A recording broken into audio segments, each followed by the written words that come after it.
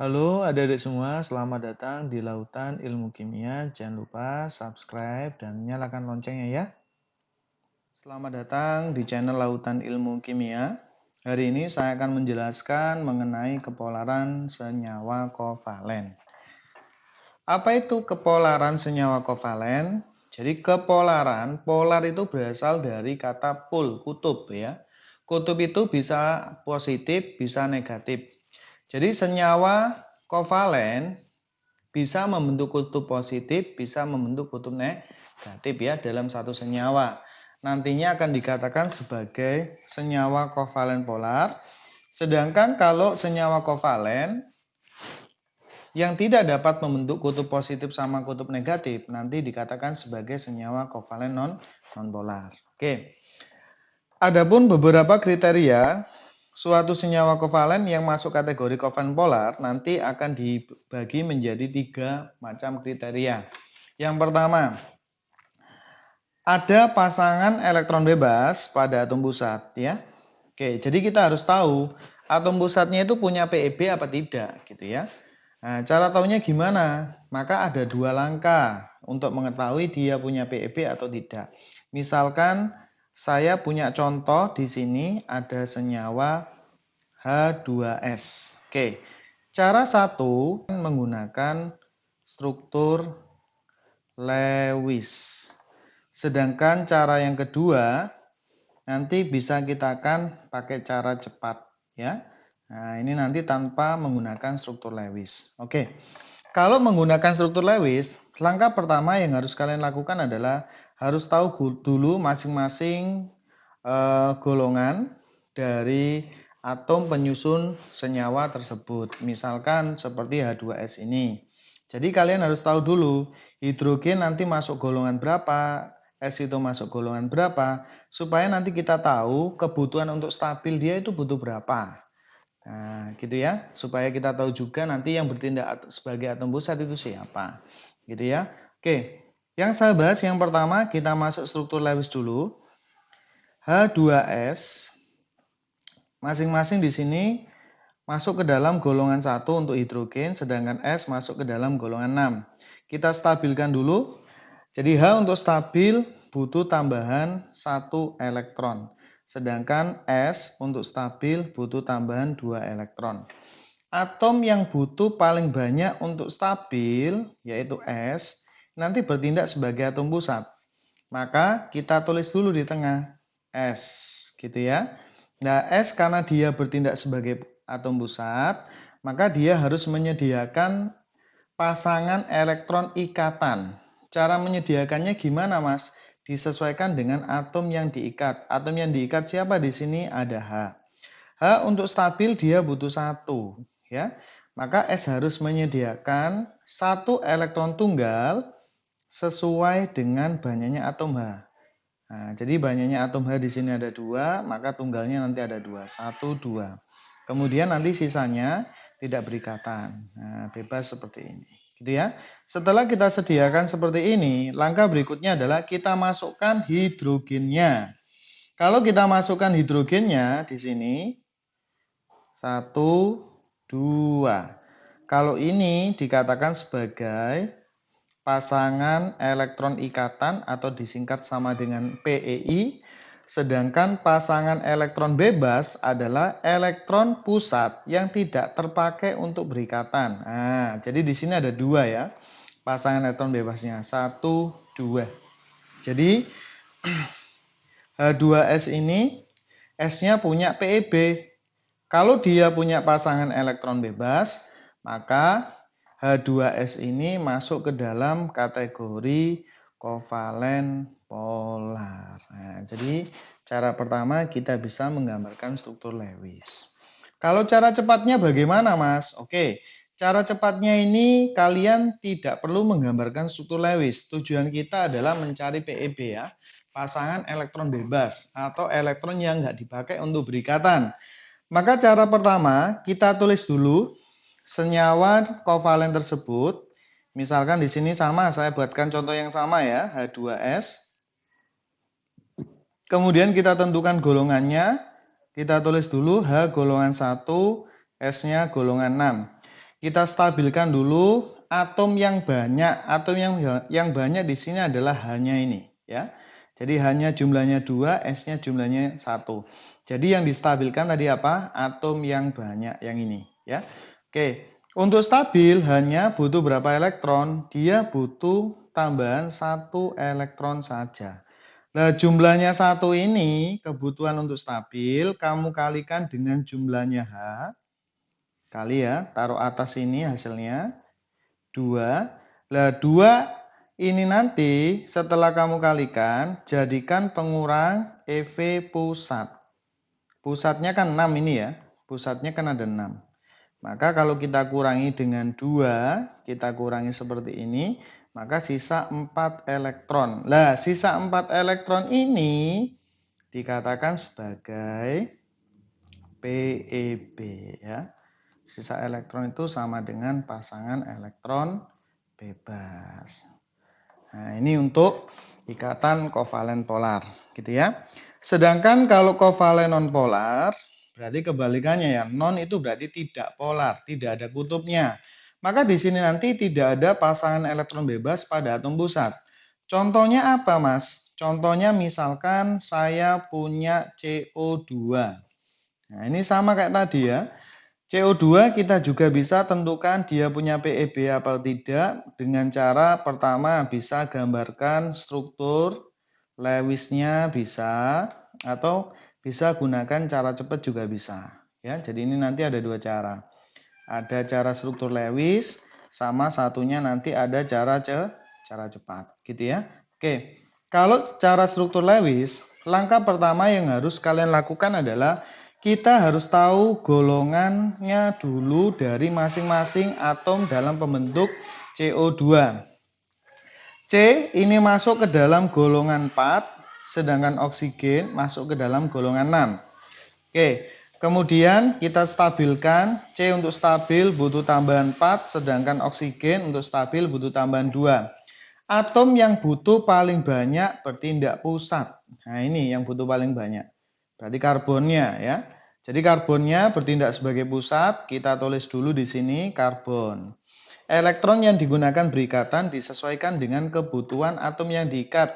Atom yang diikat siapa? Oksigen. Maka di sini nanti kita tulis di sini 1, 2, 3, 4. Nah, jadi oksigennya ada 2, maka 2 elektron ini langsung kita sesuaikan dengan jumlahnya oksigen. Kemudian kita masukkan oksigennya di bawah 1, gini ya, di atasnya juga 1. Nah, seperti ini.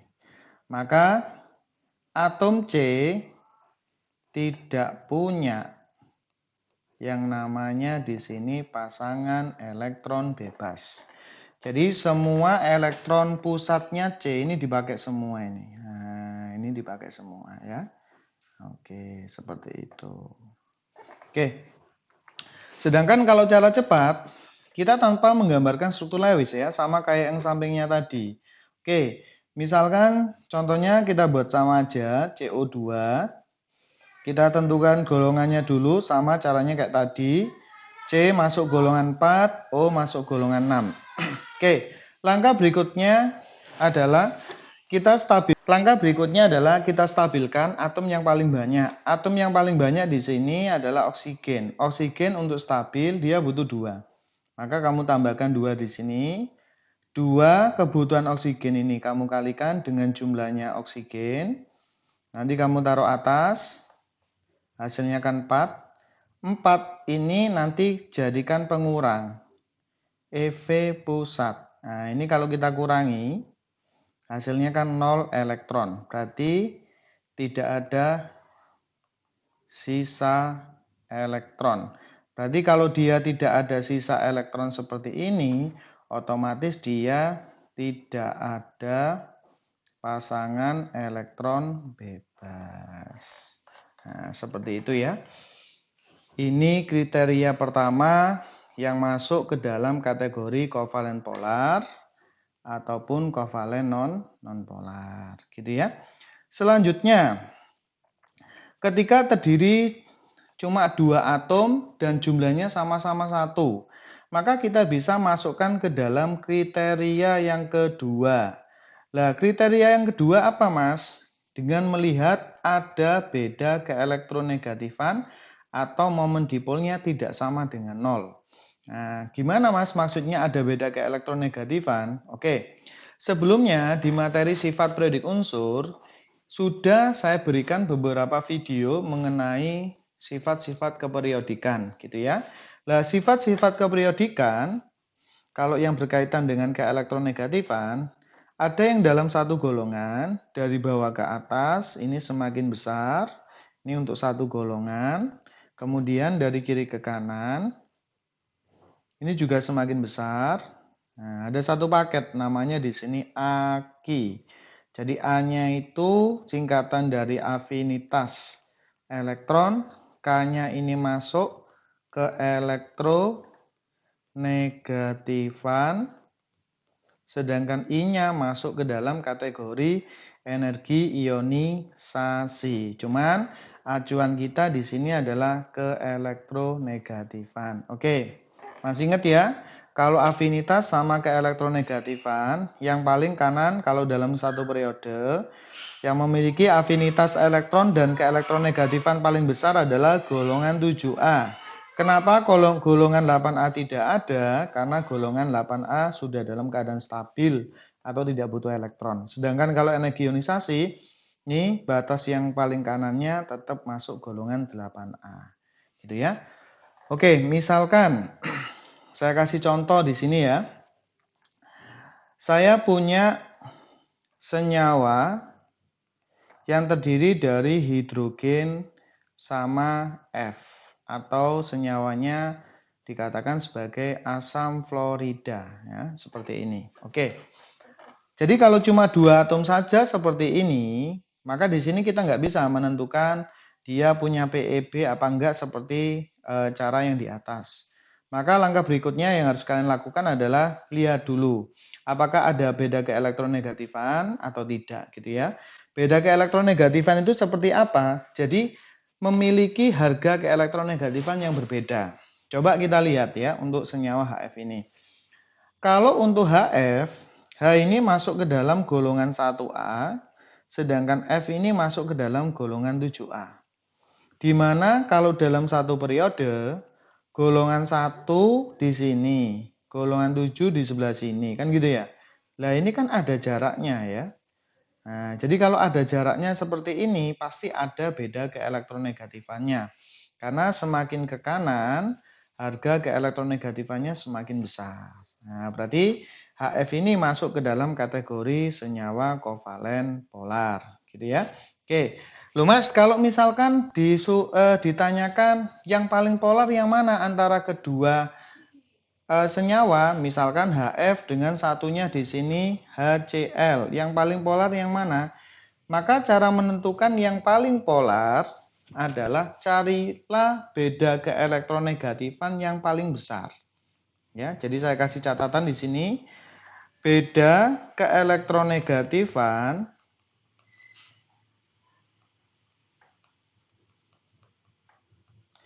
terbesar nanti akan memiliki sifat kepolaran terbesar. Jadi kalau kasus di atas ini yang paling polar siapa Mas? Antara HF sama HCl. Nah, oke. Jadi HCl ini ya masuk kategori polar ya, karena H ini masuk golongan 1A sedangkan Cl masuk ke dalam golongan 7A. Atau ini masuk ke dalam senyawa HCl. Nah, cara taunya gimana Mas? Ya, kita tinggal cari aja. Beda keelektronegatifan dari golongan 1 yang sama kan ini H-nya ya. Jadi H-nya ini sama. Yang beda F. Nah, sekarang kamu lihat. Kalau F sama Cl ini kan masuk ke dalam satu golongan ya. Sama-sama golongan 7. Kalau dari bawah ke atas ini memiliki harga keelektronegatifan semakin besar. Berarti antara Cl dan F keelektronegatifan pasti besaran F.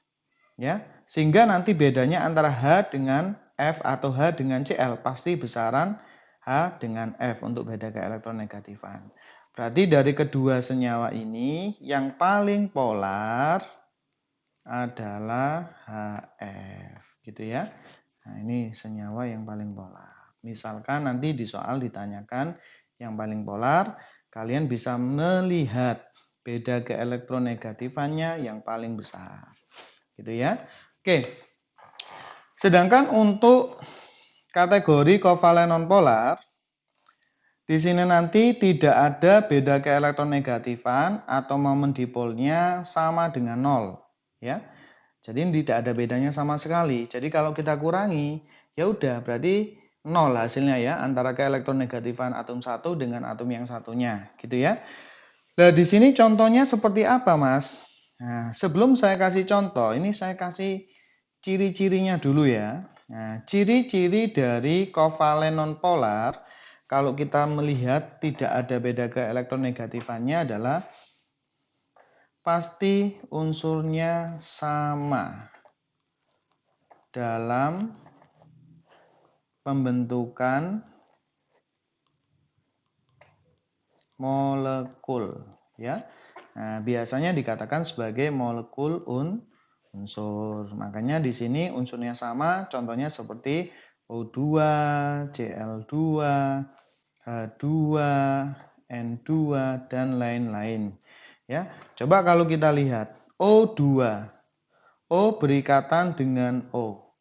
Jadi O ini masuk ke dalam golongan 6A, ini juga masuk ke dalam golongan 6A dan memiliki periode yang sama. Kenapa kok periodenya sama? Karena unsurnya sama. Kalau unsurnya sama, maka keelektronegatifannya pasti sama ya. Nah, jadi keelektronegatifan sama.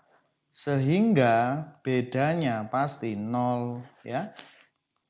Bedanya pasti 0. Jadi beda keelektronegatifannya pasti nilainya sama dengan 0. Nah, makanya dikatakan atau dikategorikan masuk ke dalam kovalen nonpolar. Nah, ini kriteria yang kedua. Untuk kriteria yang ketiga, bentuk senyawa asimetris. Nah, kalau asimetris ini acuannya adalah pusat tidak ada PeB ya. Jadi atom pusat itu tidak punya PeB. Nah, semua elektronnya dipakai untuk berikatan, tetapi ada atom yang diikat berbeda. Contoh misalnya, contoh CH3Cl. Dalam senyawa CH3Cl, pusatnya siapa, Mas? Nah, kalau ini gimana ya cara menentukan pusatnya? Caranya gampang. Kita tentukan golongannya dulu. C masuk ke dalam golongan 4, H masuk golongan 1, Cl masuk ke dalam golongan 7. Nah, kita stabilkan aja. C untuk stabil butuh 4, H untuk butuh stabil untuk 1, Cl untuk stabil butuh 1 juga. Yang butuh paling banyak di sini pasti jadi pusat, gitu ya. Maka pusatnya C. Nah, C langsung kita gambarkan, nanti katanya tunggal semua seperti ini, karena kebutuhan Cl sama H, butuhnya cuma 1 doang. Dan nanti kalau kita gambar, nanti akan dihasilkan model seperti ini. H, H, H, satunya di sini Cl. Nah, ini bentuknya asimetris ya, karena yang diikat pusatnya ini ngikat atom yang ada satu saja yang beda, maka dia masuk ke dalam kategori asimetris. Jadi kalau kategorinya asimetris, maka beda keelektronegatifannya nanti ini enggak sama semua. Jadi antara C dengan H, CH ini sama, tapi C dengan Cl ini enggak sama. Maka senyawa CH3Cl ini tetap ada beda keelektronegatifan. Makanya semua senyawa yang bentuknya adalah asimetris pasti masuk kategori kovalen polar gitu ya. Kecuali kalau senyawa tersebut dari golongan gas mulia. Gitu ya. Sedangkan kalau kovalen nonpolar bentuk senyawanya simetris. Nah, simetris ini acuannya adalah tidak punya PeB ya, sama ya. Tidak punya PeB, pasangan elektron bebas, dan atom pusat mengikat atom yang sama. Jadi atom pusat ngikat atom sama semua.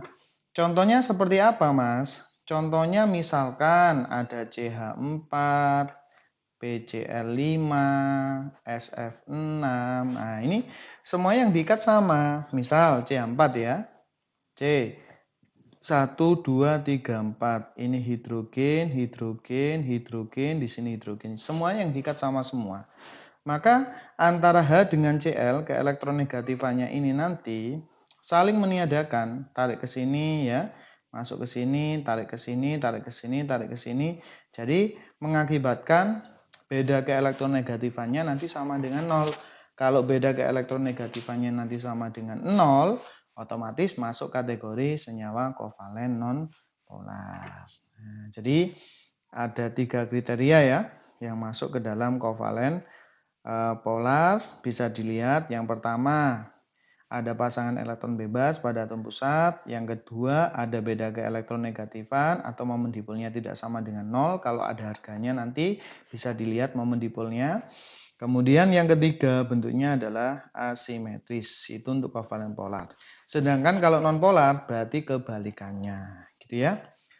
Oke, berikutnya saya akan membahas mengenai MSA UTBK 2021. Jadi MSA ini mirip soal asli UTBK tahun 2021 ya.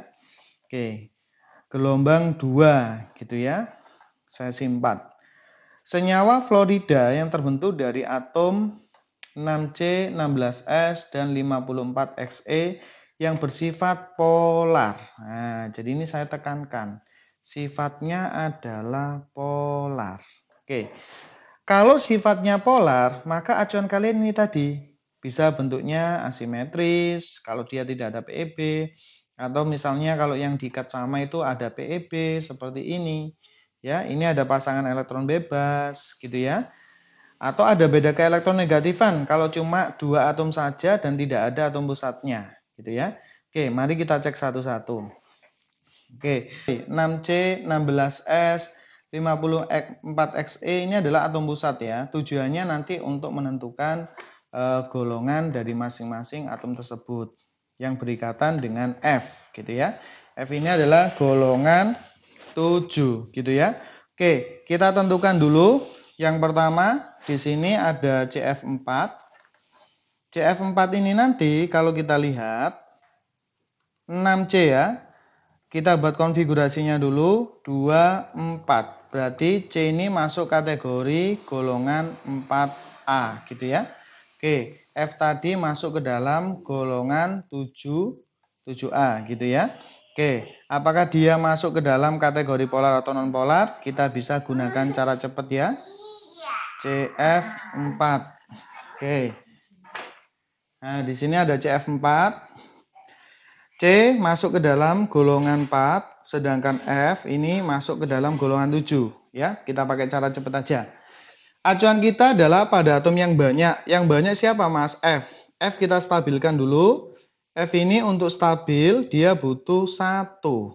Kamu tambahkan di sini 1. 1 ini kamu kalikan dengan jumlahnya F. Taruh atas. Ya. Jadi taruh atas ini hasil pengalinya. Kemudian jadikan pengurang. EV pusat. Kita kurangi 0. Berarti dia tidak punya PEB atau tidak ada pasangan elektron bebas, maka masuk kategori non polar. Berarti yang A ini salah. Kemudian ada SF4 ya. SF4 kita coba lihat. S tadi nomor atomnya 16 ya. Kalau kita buat konfigurasi 286. Berarti S ini masuk kategori golongan 6A. Gitu ya. Oke. Maka langkah yang pertama yang harus kita lakukan adalah kita cari aja pasangan elektron bebasnya dengan cara cepat yang tadi gitu ya. Oke, saya bahas di sisi bawahnya S ini ya. SF4. S ini masuk ke dalam golongan 6, F-nya masuk ke dalam golongan 7. Maka yang kita stabilkan adalah atom yang banyak. Yang banyak siapa? Yang banyak F. Untuk stabil butuh 1 ya. 1 ini nanti kamu kalikan dengan jumlahnya F. Taruh atas ini hasil pengalinya 4. 4 ini kamu jadikan pengurang dari EV pusat. Kita kurangi, berarti 2 elektron. Kalau misalkan di sini ada sisa elektron, maka di sini nanti pasti ada pasangan elektron bebas. Maka SF4 masuk kategori senyawa kovalen polar. Sehingga jawabannya nanti adalah yang B. Kenapa XeF4 sama XeF2 ini nggak dicek, Mas? Karena kalau ada gas mulianya Xe ini kan gas mulia ya, maka pasti dia masuk kategori kovalen nonpolar, meskipun ada pasangan elektron bebasnya. Begitu ya. Oke, silakan dikerjakan. Ini ada 4 soal UTBK atau SBMPTN dari tahun 2000 sampai 2012 ya, 4 nomor saja. Silakan nanti dikerjakan. Kalau ada yang masih belum bisa mengerjakan dari keempat nomor ini, bisa dituliskan di kolom komentar. Nanti akan saya bahas, gitu ya.